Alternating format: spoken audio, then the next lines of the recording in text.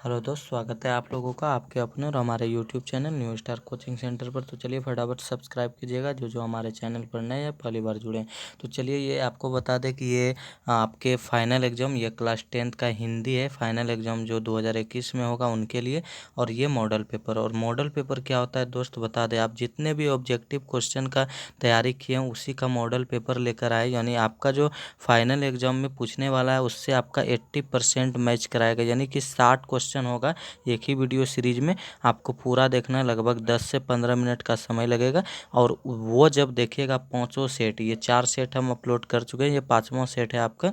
और जब आप ये आखिरी और 5वां सेट देखिएगा तो इसके बाद कितना बड़ा भी एग्जामिनर क्यों ना हो जाए, हम दावा के साथ कहते हैं दोस्त कि आपका एक भी नंबर इधर उधर नहीं होगा। बस आपको ध्यान से, हमारे जितने भी भाई बहन देख रहे हैं इस वीडियो को, बस आपको एकदम अस्थायी रूप से शांत माहौल और शांत जगह पर इस वीडियो को देखना है। और एक अनुरोध है कि जितना भी आपको क्वेश्चन का आंसर यदि पहले से मालूम हो, एक तरह से आप भी समझिए टेस्ट दे रहे हैं, तो आप सभी क्वेश्चन को का जो आंसर होगा वो कमेंट बॉक्स में ज़रूर डालिएगा। तो इससे हमें पता चलेगा कि हमारे जितने भी भाई बहन ने मेहनत किया है तो कितना लेवल पे है, ठीक है। और बिल्कुल पाँचों सेट आपको पूरा करना है, इससे आपको बहुत ही अनुभव मिलेगा। तो चलिए ये 5वां सेट है और आखिरी यानी कि सेट है मॉडल पेपर। तो स्टार्ट करते हैं। फर्स्ट क्वेश्चन है कि खोखा का क्या नाम है। आप लोग को ध्यान से सुनना और क्वेश्चन का आंसर देना है। तो खोखा का क्या नाम है, तो इसका रियल नेम कासू था। संस्कृत का अग्नि शब्द लैटिन में किस रूप में मिलता है, तो इसका राइट आंसर आपका हो जाएगा इग्निस, ठीक है। याद रखिएगा क्या हो जाएगा, इग्निस, ठीक है। चलिए दोस्त अगला देखेंगे। कवि का स्त्रीलिंग रूप क्या होता है, तो कवयित्री, याद रखिएगा कवि का स्त्रीलिंग रूप क्या होता है दोस्त, कवयित्री। उसके बाद है उन्नति का सही संधि विच्छेद क्या होता है, तो इसका राइट आंसर हो जाएगा उत्जोर नीति, ठीक है। याद रखिएगा उत्जोर नति, ठीक है। चलिए अगला क्वेश्चन हम लोग देखेंगे, और आपको जो भी क्वेश्चन का आंसर मालूम हो कमेंट बॉक्स में ज़रूर लिखिए। अगला क्वेश्चन है कि गजानन किस समास का उदाहरण है, तो इसका राइट आंसर हो जाएगा बहुव्रीहि, ठीक है। चलिए अगला देखेंगे हम लोग। अगला है कि रंगप्पा मगम्मा से जो मिलता था वह कहाँ मिलता था, तो कुएं के पास, राइट आंसर। कुंवर नारायण की प्रसिद्ध कृति कौन सी है, तो इसका राइट आंसर हो जाएगा आत्मजयी और कालजयी दोनों, ठीक है। याद रखिएगा इस प्रकार से राइट आंसर आपका सी हो जाएगा, ए और बी दोनों। उसके बाद है हिरोशिमा का है, तो हिरोशिमा जापान में जहाँ की परमाणु बम गिरा था, और यह है आपका हिरोशिमा पार्ट से ही। चलिए अगला है उर्वशी किसकी कृति है, तो इसका राइट आंसर दिनकर होगा, रामधारी सिंह दिनकर, जिनका जन्म सिमरिया बेगूसराय अपना बिहार में ही हुआ था। अगला हिंदी में कितने प्रत्यय होती है, ये बहुत इंपॉर्टेंट क्वेश्चन है, ग्रामर से लिया गया है, हिंदी व्याकरण से। और यदि आपको हिंदी व्याकरण में कोई भी टॉपिक अलग से पढ़ना है दोस्त, तो हमारे चैनल पर जाइए और फटाफट अलग से सभी का वीडियो पड़ा हुआ है, आप लोग जाके एकदम ध्यान से सीखिए, ठीक है। चलिए तो आपको बता दें हिंदी में 3 प्रकार के प्रत्यय होते हैं। अगला है मछली कहानी में किस वर्ग का आलोचना किया गया है, तो इसका राइट आंसर आपका, यानी कि मछली कहानी जो बनाया गया वह किसके आधार पर, कौन सा वर्ग को आधार मानकर बनाया गया, तो इसका राइट आंसर हो जाएगा निम्न वर्गीय परिवार। अगला बिस्मिल्लाह खान के साथ किस मुस्लिम पर्व का नाम जुड़ा है, तो इसका राइट आंसर मुहर्रम हो जाएगा दोस्त, यानी 12 का आपका मुहर्रम हो जाएगा। और अगला है ला मादा मोजेल दा अविन्यो किसकी कृति है, तो इसका राइट आंसर आपका हो जाएगा, चलिए तो आपको बता दें दोस्त, यहाँ पे थोड़ा सा आपको लगा होगा, और यदि आपको थोड़ा सा चेकिंग के दौरान आपको पता करना है कि, यानी आप खुद इसका आंसर दीजिएगा, हम बता दें कि आपको इसका आंसर हम गलत दिए हैं, आपको पहले यानी कि बताया नहीं गया, फिर भी बता देते हैं कि हिंदी में जो प्रत्यय होते हैं वह कितने होते हैं, इसका आंसर आपको खुद देना है, ठीक है। तो चलिए अगला बताते हैं, मछली कहानी में किस वर्ग का चित्रण किया गया है, तो इसका जो राइट आंसर हो जाएगा आप लोगों का दोस्त, वो हो जाएगा आपका निम्न मध्यम वर्गीय, ठीक है। याद रखिएगा निम्न मध्यम वर्गीय।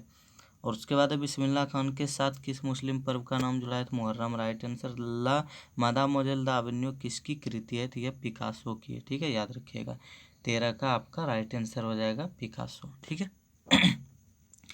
चलिए अगला क्वेश्चन है, एकदम शांति माहौल से रह के आपको सुनना और पढ़ना है, ठीक है।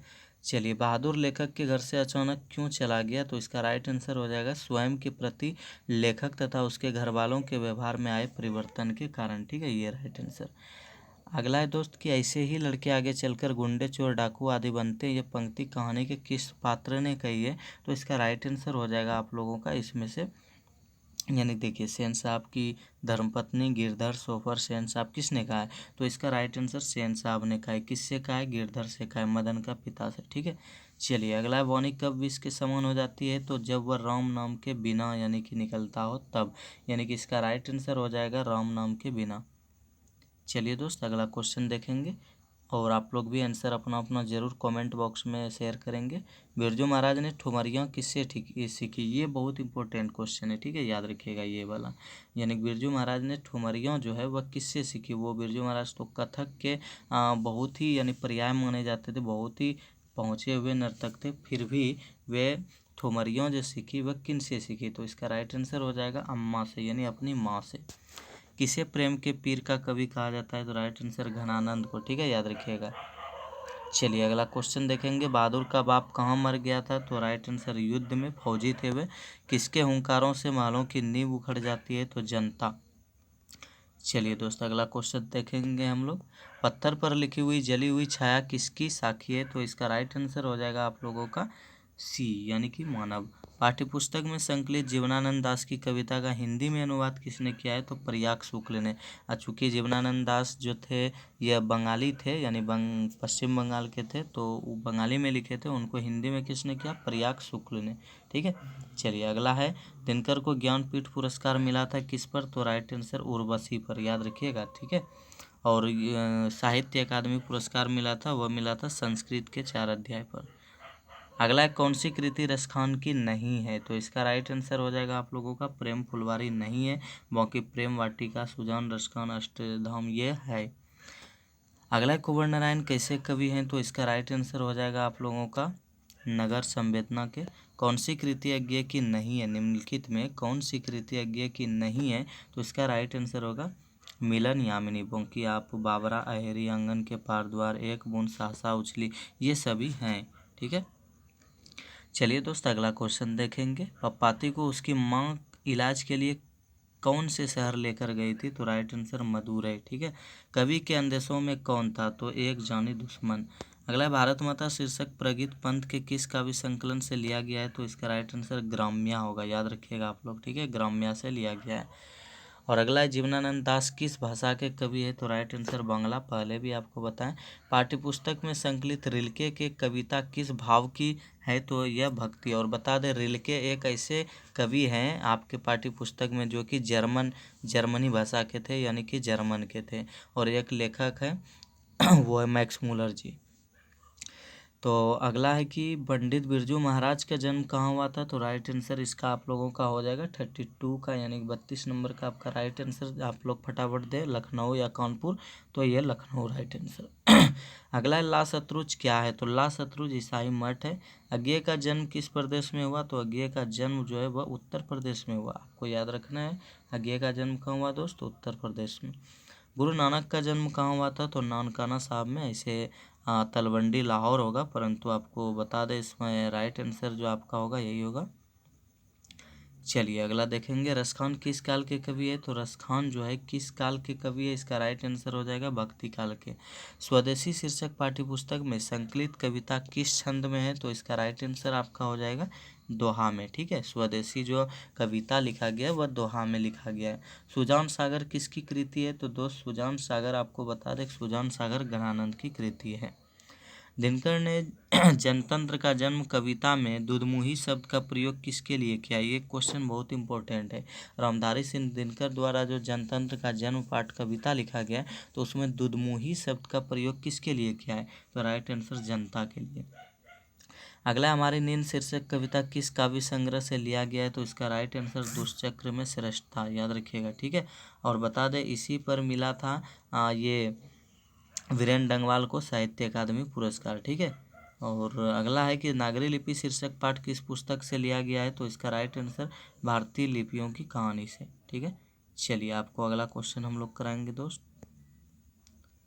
अगला है कि रसूलन बाई कौन थी, तो रसूल बाई जो थी, रसूलन बाई इसे रियल नेम है, तो बता दें कि रसूलन बाई जो थी वह आपको बता दें कि गायिका थी। ठीक है, अगला, सत्य के साथ मेरा प्रयोग किसकी रचना है, तो सत्य के साथ मेरा प्रयोग यह महात्मा गांधी का रचना है।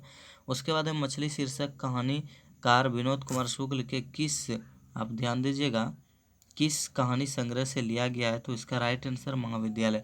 और आपको ट्रिक दे दे दोस्त, बहुत ही अच्छा लगेगा। देखिए मोह से मछली, आप याद रखिएगा, यहाँ पे मोह से क्या होता है दोस्त, मोह से मछली हुआ ना, तो उसी प्रकार इसका भी राइट आंसर मोह से महाविद्यालय होगा। ठीक है, यानी मोह से मछली, मोह से महाविद्यालय, आप भूलिएगा नहीं। ठीक, चलिए अगला क्वेश्चन देखते हैं हम लोग। सेन साहब अपने पुत्र को क्या बनाना चाहते थे, तो इसका राइट आंसर बिजनेसमैन या इंजीनियर। चलिए दोस्त आगे हम लोग चलेंगे। अगला है नौबत खाने में, ध्यान से देखिएगा, नौबत खाने का अर्थ क्या होता है, तो नौबत खाने का अर्थ होता है आप लोगों का राइट आंसर प्रवेश द्वार के ऊपर मंगल ध्वनि बजाने का स्थान, उसी को कहते हैं नौबत खाना। किसको कहते हैं, प्रवेश द्वार के ऊपर जो मंगल ध्वनि बजाने का एक स्थान होता है उसे कहते हैं नौबत खाना। अगला है कोशिश का पर्यायवाची क्या होगा, पर्यायवाची मैंने समझते हैं ना, और उसे कई नामों से जो बोलते हैं तो वही उनमें से एक नाम, तो कोशिश का अन्य नाम क्या हो सकता है, प्रयास होगा राइट आंसर। अगला है आप लोगों का 48 नंबर, ध्यान से देखिएगा, कर्म का मानक आधुनिक रूप क्या है, कर्म का, ध्यान से देखिए, कर्म का मानक आधुनिक रूप क्या है, तो इसका राइट आंसर हो जाएगा आप लोगों का कर्म। ठीक है, याद रखिएगा क्या होगा दोस्त, कर्म। ठीक है, चलिए अगला देखेंगे, प्रेम ऐनी श्री राधिका प्रेम वरण नंद नंद प्रेम वाटिका के दो माली मालिन द्वंद्व में कौन सा रस है, तो इसका राइट आंसर हो जाएगा आप लोगों का दोस्त ए नंबर, श्रृंगार रस। धूल भरा मैलासा आंचल गंगा यमुना में आंसू जल में गंगा यमुना में कौन सा अलंकार है, तो इसका राइट आंसर आप लोगों का हो जाएगा रूपक। ठीक है, और अगला है परिभाषिक एवं तकनीकी शब्द वे हैं जो क्या है, तो इसका राइट आंसर आपको बता दें 51 का, जो किसी विशेष ज्ञान के क्षेत्र में अनिश्चित अर्थ में प्रयुक्त होते हैं, ये आपका राइट आंसर। ठीक है, ध्यान से देखिएगा। चलिए आगे बढ़ेंगे हम लोग। अगला दोस्त कि ड्राइवर जरा दूसरे चक्कों को भी देख लो और पंप ले जाकर हवा भर दो, कौन सा वाक्य है, ध्यान से देखिए, ड्राइवर, यहाँ पे थोड़ा सा रुकना पड़ेगा, ड्राइवर जरा दूसरे चक्कों को भी देख लो और पंप ले जाकर हवा भर दो में कौन सा वाक्य है, तो ये तो वाक्य जो होगा इसका राइट आंसर होगा संयुक्त वाक्य। ठीक है, और सरल वाक्य क्या होता है, सिंपल, जैसे मैं आम खाता हूँ, यानी कि साधारण सा, उसमें एक ही क्रिया होगा, इसमें बहुत सारा है। और अगला है काव्य गुण के प्रकार कितने हैं, तो काव्य गुण के प्रकार कितने, ये नहीं बल्कि काव्य गुण के प्रकार इसमें कौन है, ये राइट आंसर इसका बता दें, माधुर्य। वाच्य के कितने भेद होते हैं, तो राइट आंसर दोस्त आपको देना है उधर से पहले, तो अगर आप नहीं जानते हैं तो जान ले कि काव्य के कितने भेद हैं, तो इसका राइट आंसर हो जाएगा 3। ठीक है, बातों की जलेबी छानना मुहावरे का अर्थ क्या होता है, तो गप सप में आनंद लेना। ठीक है, ये नहीं कि जलेबी छाँक लेना। अगला है सभ्य का विलोम क्या होगा, तो सभ्य का विलोम हो जाएगा असभ्य, याद रखिएगा, सभ्य का विलोम क्या होगा दोस्त, असभ्य। ठीक है, चलिए आगे बढ़ेंगे। लोटा डोरी कौन सा समास है, बार बार बता रहे हैं दोस्त, इसका आंसर आप लोग खुद दीजिएगा पहले और आसान से। जब भी दो शब्द, याद रखिएगा, जब भी दो शब्द के बीच में हाइफन रहे ये वाला, तो आप एकदम आँख कान मूंद कर आप लगा दीजिएगा, पता है किसमें, द्वंद्व समास में। ठीक है, और जिसका कि प्रथम, जिस शब्द का प्रथम यानी कि अक्षर अंक वाला हो यानी संख्यावाचक हो तो वह द्विगु समास होगा, और जो कि कर्म का विशेषता बताता हो वह कर्मधारय हो जाएगा। ठीक है, अगला और इसमें क्या आपको विशेष बताया, आपको तो बोल रहे हैं कि जो भी आपको पढ़ना है ना अलग से, जैसे संज्ञा समास नहीं समझ में आया है तो आप जाकर हमारे चैनल पर आपको फ्री ऑफ कॉस्ट में सिखाया जाएगा, आप लोग जाकर जरूर देखिए।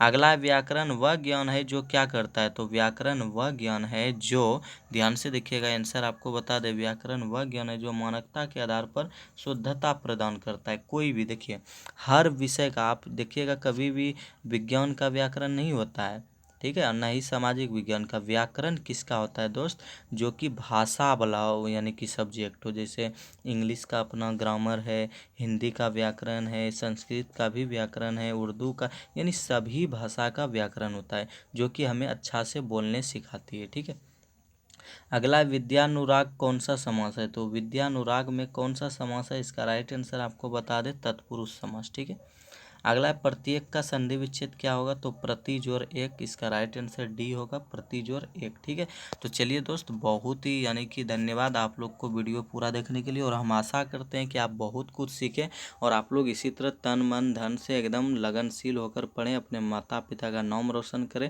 और मजाकिया रूप से न पढ़ें। ठीक है, क्योंकि अभी के युग में आपको एकदम बिल्कुल अलग होना होगा दोस्त। हमारे जितने भी भाई बहन देख रहे हैं सबको बता रहे हैं कि बिल्कुल अलग रहिएगा, तभी आप कुछ कर पाइएगा, क्योंकि बहुत सारा भीड़ है दुनिया में, है ना।